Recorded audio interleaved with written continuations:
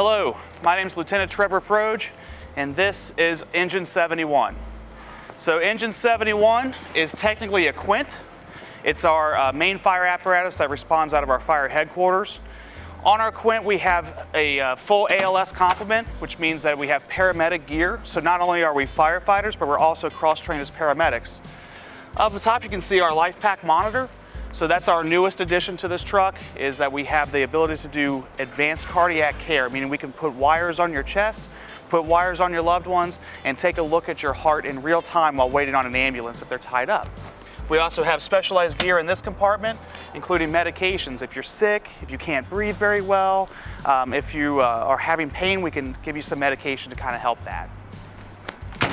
It's a Quint because not only is it a combination of a fire engine, but it also has a ladder on top. The ladder on top on this truck is 75 feet, which is actually our smaller of the ladders. We actually have two trucks that are over 100 feet in length. The pump itself is what controls all our fire hoses, and we keep our fire hoses mounted on the side so that we can take them into the house fire very quickly. Inside the pump is 500 gallons of water, so the majority of this truck is water, because we know that water is what puts out fires. The rest of the truck is just a giant toolbox. And so looking at some of these doors, we have extra nozzles and extra tools, so if one of our nozzles breaks, we can just put a new one on. And we have special nozzles like this one, which is called a cellar nozzle.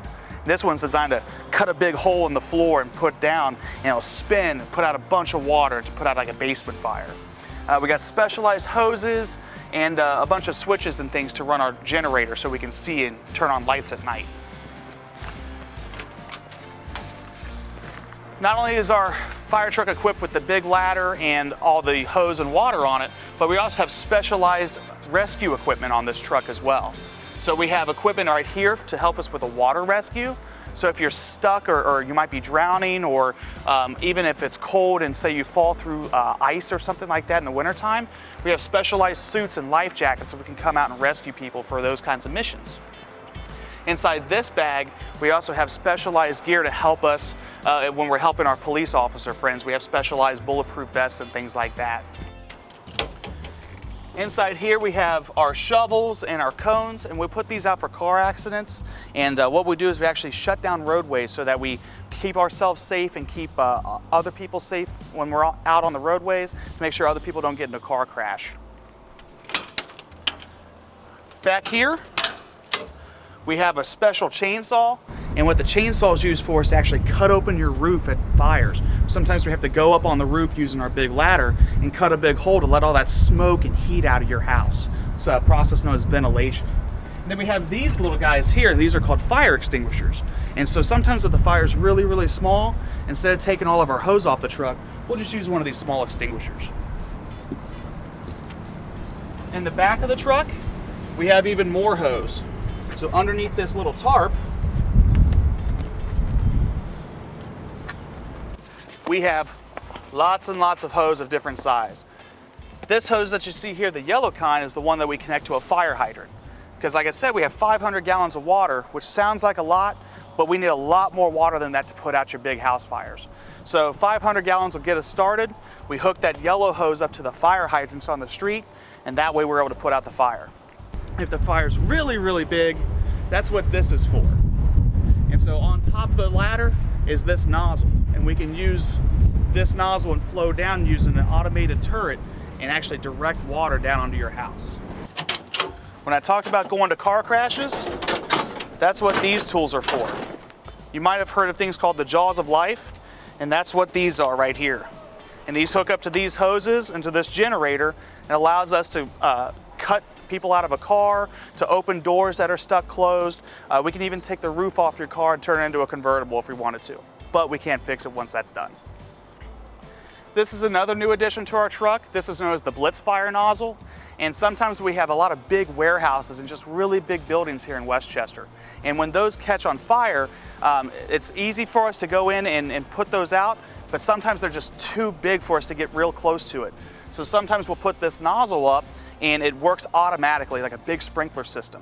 And it'll put the fire out and go back and forth while we pull more hoses off to put more water on the fire. If we don't need the really, really big ladder, the 75-foot ladder on top, well, we have these portable ladders right here. The bottom one's 35 feet long, and the top one here is 24 feet long.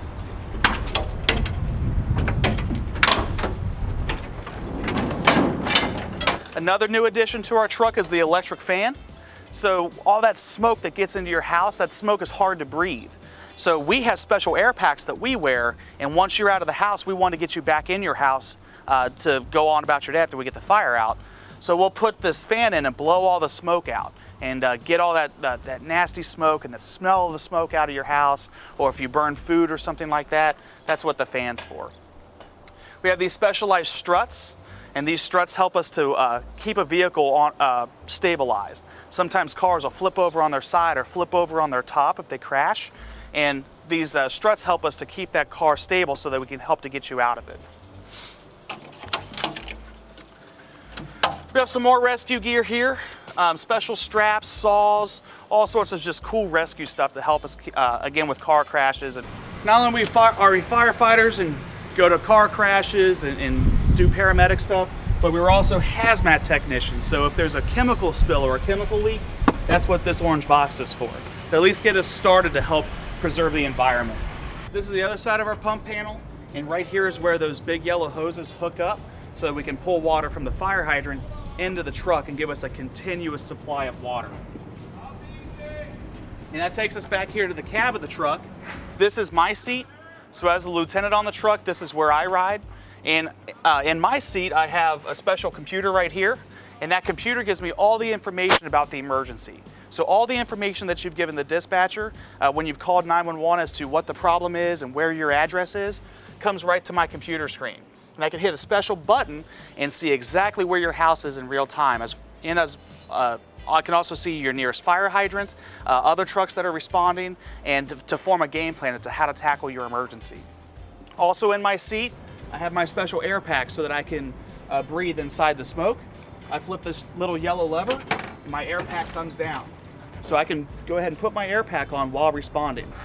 We also have our headsets, and these headsets allow us to communicate because it's very loud inside the truck with the sirens and the horns going. So we put these headsets on, that way we can communicate and be able to know exactly what to do for your emergency.